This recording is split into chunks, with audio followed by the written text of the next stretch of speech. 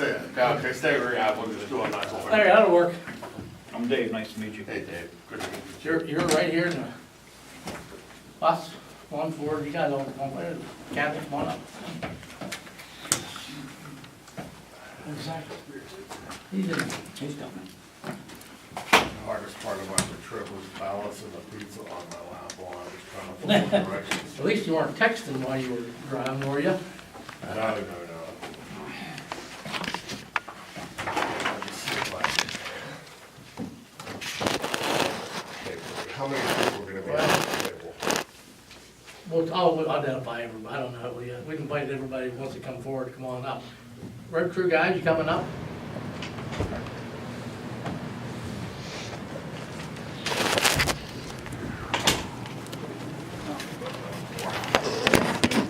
Yep, you can come up too. If I get one there.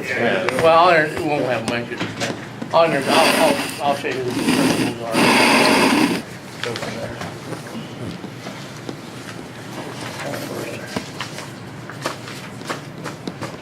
Pass these. There's a couple more people coming out there. Is there? See how far they get. Well, we got a copy of this in there, we need to copies. I mean, we have X's all over me now. Those. He keeps her quiet when I'm on the phone.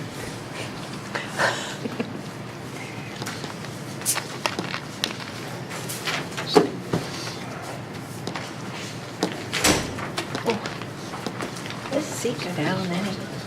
Down there. I feel like I'm high in the air.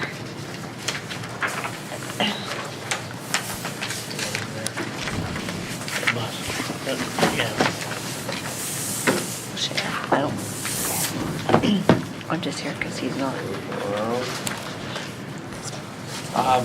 This many big buildings. I just got Here, one. Pam, close you on in. You think? You were the, Did we have enough? her and I. We'll share, Okay, we don't, that's not. Hey, boss. This is in the package Pam. you sent me already. Well, yeah, some of it is and some of it isn't. Yeah, we share, Pam. Okay. Here, boss. We get to wait till 6 o'clock first. Stainless steel. Okay, a couple people asked me, it's gonna be blocked, wooden, full. I vote on blue.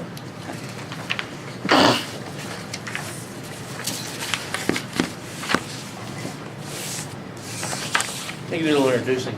This is Zach Prescott, he's a supervisor. Exactly. This is Mark, I can't, your last name is, Piscatelli. I know there's no Italian. we don't have any Italians down here. Piscatelli. I kind of laid low when I drove in. Nice to meet you, Mark. You was okay unless you crossed over the state line, which is just down a little bit. Then you'd have been in trouble. This is Dave Ely, the supervisor, chairman of the board. Of course, you know me. And these are residents here. And this is Mr. McAdoo, right beside you, who's our road crew fella. He's a road master, road crew leader right here. And this is Ed, you spoke to Ed on the phone. I did. We got planning commissioner, road crew guys, and You forgot my name is Lee Rock. that's Lee. I don't forget these guys' names. I'm gonna, all of There you them. go. Just trying to keep your positions. And, Working on that. You better get out Peace Point.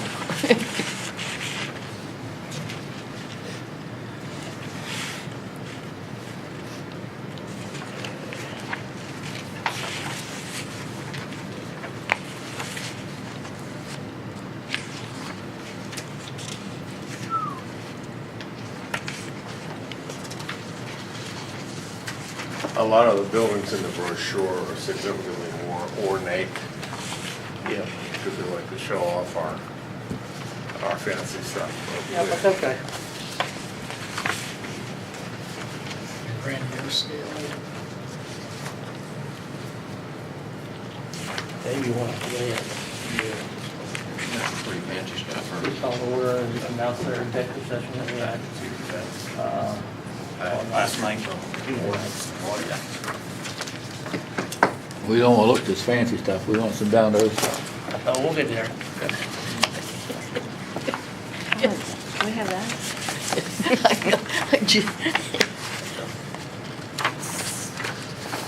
All right, we'll call this workshop to session. Okay, we have, on all the note that we have 3 members. the board present and the other officials present. Go ahead. Want it noted that we did have a executive session meeting last night, discussed personnel. Police personnel. um, That would have been 20th. 20, it had been 26 o'clock.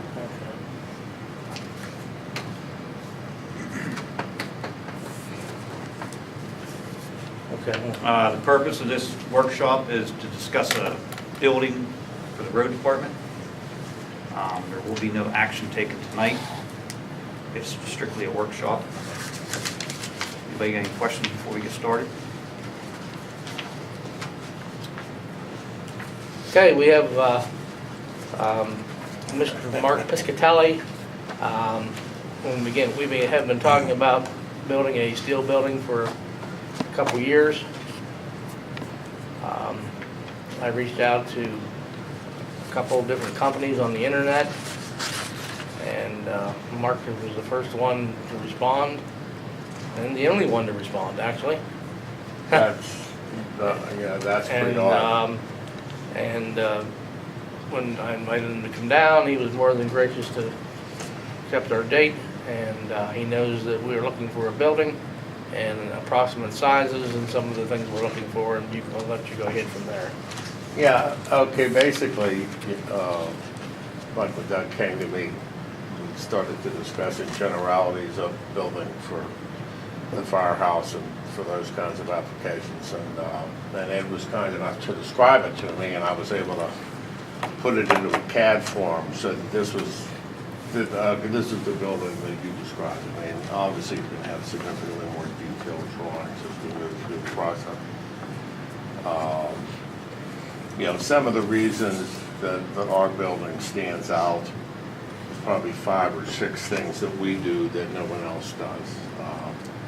We hot dip galvanize all of our guards and purlins and door frames.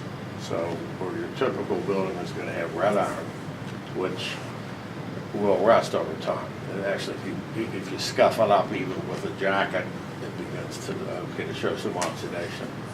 The galvanization process prevents that. Another thing we do is we use Kynar paint, which is a very high-end paint. Has a 40-year warranty against any kind of discoloring.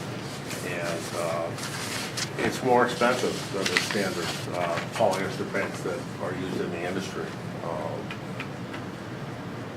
One of the other advantages is that we use stainless steel fasteners, which are huge. That's a big, big advantage, because if you take a ride through Ohio or any of the states that have a lot of steel buildings and you take a look at how funky they look, and you get up close, you'll see that You passed our funky buildings on the way down here.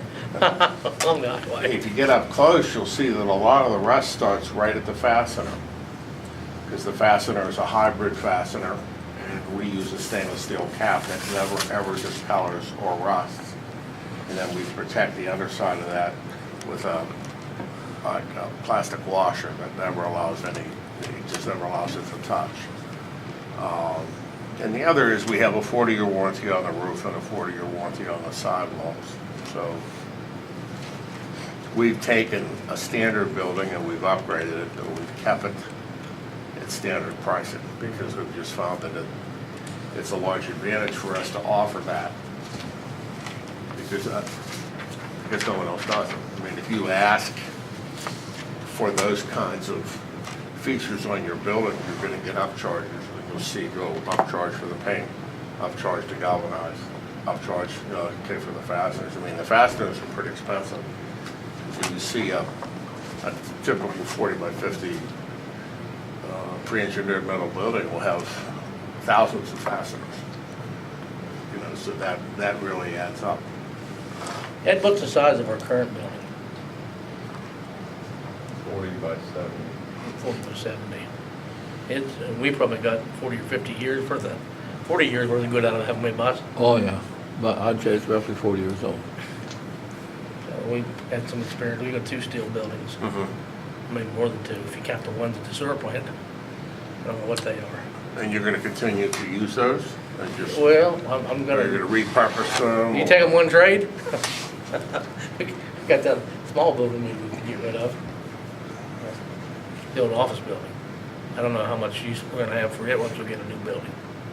Well, you're gonna have a place for your employees to loaf, bathroom. You have to have a lunchroom, Well, and it's heated. it is. You go trying to heat a building this size, and you're gonna get an education. So I think from the product side, I mean, it's really not all that complicated. Even though if you took a look at the shipper, it's a document that shows you everything you get in the building. That is complicated because there's brackets and screws and nuts and there's hundreds of different parts. But from the standpoint of this, you have primary steel, you have secondary steel, you have all your brackets, all your galvanized framing, you have your cross bracing for wind, snow, and seismic, and you have your sheeting. And that's basically the order in which the building is erected. They set the primary steel and they get it to where they need it, then they tighten it down, and then they put the secondary steel in and they jack that around until they have it flush, and then they tighten it up real good. And then they put their bracing in and then they start adding sheeting. So, And you told me that from the time that the building is delivered to your work is done is about 3 weeks, is that correct? exactly. So you're looking at a turnaround, if I can put this into some form of a sequence for you.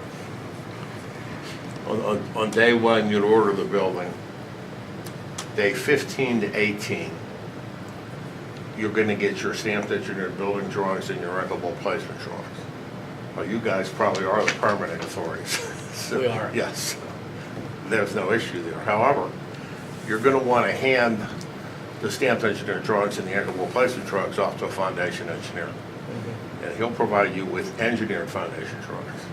Then you make 3 copies of them and you send them out to 3 trusted concrete providers. And you'll know full well, Are those drawings something our engineer, we have one retainer, would they do something like that, you guys know? Didn't they draw a building for us beforehand, our engineer? yeah, I think you'll find that you Yeah. probably do That have wasn't that. this engineer, it was the one previous. Oh, it wasn't, this one, Wasn't wasn't, Senate. wasn't Senate. Senate could probably do that, well, they couldn't. Okay.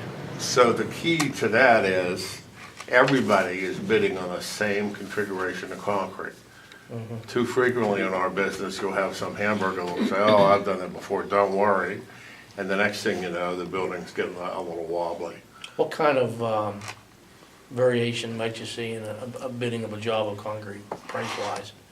Give me an example. I mean,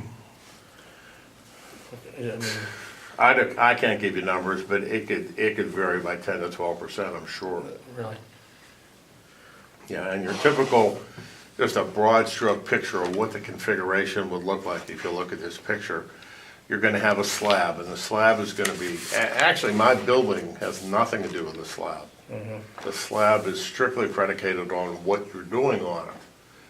If you have hoists and lifts and cranes and big equipment, then you may need 8-inch or 10-inch reinforced. I would think for what you've described, I mean, it's gonna be a 6-inch, okay, with rebar. So the perimeter concrete is key to our building. And our perimeter concrete is typically gonna dictate in this part of the country, you're gonna have a 36-inch frost wall. In every one of my weight-bearing columns, the outside columns are not weight-bearing, so you have frame line 2, 3, 4, and 5. They're probably gonna have a 2x2 or 3x3 pier that goes down to the frost line. They're gonna sit on a 4x4x1 pad. Cement. Hmm? That's cement? Yeah. And that pier is gonna come up, and through the virtue of our anchor bolt placement drawings, your concrete guys are actually gonna plant the anchor bolts and their J-bolts in wet concrete. When it sets up and the building delivers, my foot plate is gonna sit right down over however they're configured. That's a perfect world scenario, and I gotta say that 9.5 out of 10 times that's what happened. I just had a big building in New Jersey where I don't know what the guy was smoking, but he didn't do it right, and they had to go through a lot of issues. They had to shim, to get Castor and Canberra going on, and it was just kind of crazy. But under normal circumstances, a simple building like this, everything should go, okay, fine. So when the building, the concrete's done, it's set, the agriculture in place, when the building delivers, my people are here, and they're gonna unload the building, and they're gonna begin to assemble it. And again, on a building this small and this simple, I would think if this building delivers at 8 in the morning, by 5 o'clock when they shut down, they're gonna have half the primary steel up already. And then it gets moving fast, because these guys work hard. Now, we understand the prevailing wage issue, and you indicated that that's irrevocable, we have to do prevailing wage. Anything over $26,000. Okay, so we will take a look at the Davis-Bacon rolls and regs and find out what that wage is for this location, and we'll make sure that that's how it's set up. And At some point, we're gonna need to, need some assistance in developing some specifications for creating a bid document. Do you have those in there? yeah, Okay. your bid document is gonna be, I don't know why, I think the government entities make it far too complex. The last bid document that I had was for the one, it was a 170 by 280 standing seam roof canopy for buses. And the bid document weighed 1.5 pounds. It was very big. You can see you're gonna have a variety of different things in there that are environmental, have to do with getting topographical studies done, that have to do with labor, have to do with site work and all this. There's your scope of work. There's your PEMD, pre-engineered metal building Okay. information. Now, That's- what about the specifications as far as the floor goes? Would that be provided? Because we're gonna have to bid that as a separate bid, as well as probably the electrical, which won't affect you. Well, I mean, if you want, And the doors packages. I mean, if you want us to do the concrete, that's not, it's not something that I can say that, that we couldn't do. I mean, we have concrete people. And you're in Pennsylvania, I mean, I've done some work down here. Do you guys know Burns Drilling? You Yeah, ever heard of them? Yeah, down at Wind Bridge. Down at Wind Bridge, Jacktown. Yeah, I've done 3-4 buildings for them. Okay. And we did the concrete also. You probably know them, don't you, boss? Yeah. So if that's something that you want us to do, Well, that's something we don't talk about, but that's, if we could, I would, fewer contractors, I think, in the project, probably better off. You end up paying, well, There's that's, nothing worse yeah. than trying to direct a building of this type. You get back here to the third set of stringers, and those bolt holes are off by 5 inches, 2 inches, 1 inch.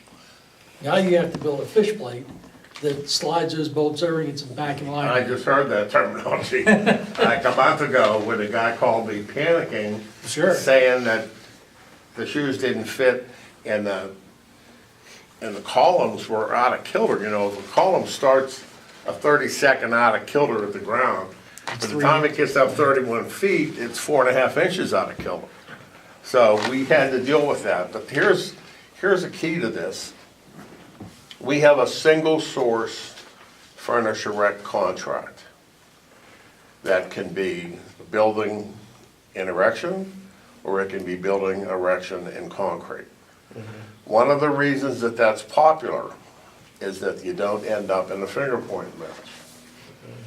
In this case, If it is, you're gonna be on the other end of it. That's, well, this is Piscataway, New Jersey, where this massive bus canopy, and we had a provider of steel, We had a provider of concrete, and we had an erector. Now, we fortunately did not get in the finger pointing battle, but the concrete guys and the erection guys were really going at each other because the building required revisions. It required unloosening the anchor bolts and slipping shims in and doing the slip plates and things. That was pretty crazy. So one of the big benefits, I mean, if you just want to offload this project to us, and you can concern yourself with bringing bringing electric to the building, bringing water to the building, and doing any interior subdivisions, that's probably the safest way to do it. We'll get the engineered foundation drawings. You don't have to concern yourself with that. I'm sure you're aware that Olympic buildings have been, several of those have been sold to the government, the military. The Olympics. I've assembled both the Olympia, the Mitchell buildings, and the Butler buildings. And What was the middle one? Mitchell, Okay, I'm not Mitchell's- familiar with them. I am Mitchell still, they're out west, Mitchell and Butler. Anyway, I used our crews, our civil engineering crews, to wreck them. We would buy the kit, our roads and grounds people would set all of our purlins and all of our bolts for us, and then we would erect the building and bolt that son of a gun together. And if any of you guys ever remember when your kids working with erector sets, that's what this is a giant erector set. Imagine dumping out all those nuts and bolts and screws and taking all these different pieces and putting this thing together. That's and- literally what it amounts to. In very many ways, you're very accurate, because it is, when we sell our little 20 by 30 bolt-together buildings, they are erector sets, and we have a lot of mom and pop people that buy those buildings and put them up over a couple of weekends. Lee, is this the manufacturer of the building that you assembled before? Yeah. Okay, Well, we bought the buildings and then we put them together. understood. We were the subcontractor for everything. And you were satisfied with the building? Oh, yeah. There's no problems with the buildings. Okay. The difference, and again, it goes back to what his building is offering, in the galvanized product, there's a big difference between that and red iron. Another thing, everybody knows that when you talk the difference between an iron bolt and a stainless steel bolt, you don't put stainless steel bolts on a boat. I mean, iron bolts on a boat, you put stainless steel on it. There's a reason for that, it doesn't corrode. So you're getting a better product, price-wise, if it comes in, at the same bid, this is the way to Ahead of go. the game. And having them do the concrete work eliminates your worries. Yeah, and so it's just a question of you, And the same thing with the doors, same thing with the doors. Let them install the doors, because they know what the purlin set is, they know what the opening set is. I got the impression that you'd rather not do the doors. well, it's been my experience that if you call a door company and tell them you have 1, 2, 3, 4 decent-sized overhead doors, 1, 2, 3 lock doors, and he's gonna just be tickled pink, that's gonna make his week. So he's gonna come out, he's gonna bring his sample book, he's gonna let you guys pick from a significant, we have white and gray, okay? He's gonna show you where maybe you wanna put some windows or not put some windows. And then- Insulated or not insulated. insulated or non-insulated. Maybe you want to take some of these doors, those small doors, maybe you want to run them up into the ceiling a little bit before you take them down that way. Now, as I'm looking at this, that might not be appropriate, but in real tall buildings, they have what they call vertical rails. When I sell a door, I just put door down and we don't sell doors, we buy them and we resell them. So the reason that it makes sense to do that, and we can look at it both ways. But our erectors aren't that crazy about putting in doors either. Because it's time consuming, and the door's a problem. I mean, if the door doesn't work, it's a problem. Because trying to get a fire truck out of there and the door won't go up, you have issues. And are you putting in guillotine doors or curtain doors? What kind of doors are you putting in? Regular garage doors on roller? We've not discussed They it. kind of roll up in the curtain. The curtain doors are much better. One thing for wind load, another thing for the way that they simply operate. You're talking that they're better than the canister doors. Yeah, Well, the yeah. other thing is you can't insulate a canister door, because the fourth time you pull it up and down, the insulation falls off. Yeah. When you have a panel door, it never breaks. Each of the panels move as one, and the insulation is never cracked or anything like it never breaks, so.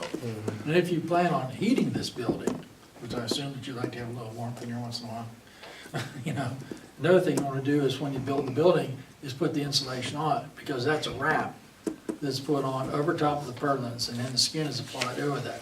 Now it's hung in place. You and I had some discussion about insulation. What did you come up with? Well, you know, there's several different looks at insulation. I mean, you can have your standard 6-4, which is what we do in Pennsylvania. 6 inches R19 on the roof, 4 inches on the walls.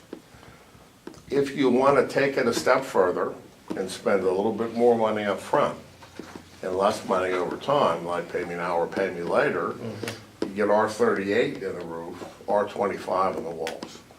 The R38 actually puts R22 above the purlin and R16 underneath the purlin. So it really delivers a true R38. The other thing it does is when it's installed properly, and that's what we do, is we install it properly. It gives the interior of the building, you don't see any secondary steel. All you see is primary steel. And the interior of the building has a nice, shiny, reflective surface. Finished looking surface. So you don't have to use liner panel or sheetrock to finish off the inside of the building. The third benefit is, in about 3.5 years or 4 years, now, depending, I mean, these buildings with all these doors, you may not be that active with those doors during the cold. You may not be going up and down with them 10 times a day. And if you're keeping that heat inside, you're gonna be saving a ton of money on your electric bills. And I'll send you a document that you can print off and And how much space were you, I mean, were you thinking about according to all space to heat, or you was thinking about not gonna heat it, putting the heat in the whole thing, or? I know that there was some discussion about putting the brine tank in that building. Yeah, the brine tank, it has to have heat. Well, but in the area by itself? Or Yeah, it has to be a partitioned off wall. You have to have a containment system built around this brine system. But that's something that they wouldn't do, that we No, would but do what down the road. I'm just thinking about as far as insulation goes, I mean, I don't know what anybody's thoughts are on insulating this building. You know, I how know- big is the brine tank? It takes up, How many gallons? oh, there's several tanks involved. Takes up 321 square feet. That's, Is it- that's That's everything, that's no room to work, around that's just to how work much it. it takes. That's what it takes to sit there, no space between them or whatever. So that's approximately 10 foot by 30 foot. You know, one other thought about that, not just a thought, is a bump out. So I could put a little bump out. Well, everybody I talked to about buildings said the bump outs cost more than just adding a space to your building. Okay. Is that true? No, Oh, I mean, a little lean-to, a little 10 by 10 lean-to wouldn't cost very much. It's 100, so it's a 30, 20 by 20 lean-to, if that would contain everything. I don't have room for it. I don't have room for it, I'm against the hillside. Okay, okay. Yeah, it was just a thought. You know, at the end of the day, we want this to be your building designed your way, not my way. And I want to make sure that we ask the right questions and we uncover, you know, whatever requirements. I'm gonna assume we got good compaction on that earth when we moved it down there. I assume that, because that was kind of, building was kind of planned at that point. Is Oh, you're that putting it where the fill is, you mean? Where the, Phil was? Yeah, but they took all the fill out there down to virgin ground. It's original ground. Is that site's basically ready to go for a building? Need some stone moved and a drain put along the back side of there. Culvert pipe moved, and it's ready. On your prints here, you're missing a garage door. You only have two. You have one here, and one here. So 2 14 by 14s and 1 12 by 12. It's on the back side, isn't it? Oh, so we have 3 14. Yeah, you can cross that. three of them. We get down to contracts, it'll be very, very accurate. You said this was something that we could bid off of. Is the man doors on here also? No, I didn't. See them I didn't, when we had We didn't talked, put I was things- trying to yeah. offload that, but Yeah. I can,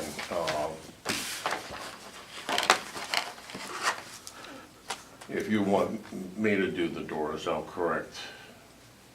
Well, you have to have them in for your openings. You have to leave the openings in your building, correct? Yeah, and they'll be galvanized, they'll all be galvanized KC channel. You can tell me in the next, Yeah. in the next week, who's doing the doors.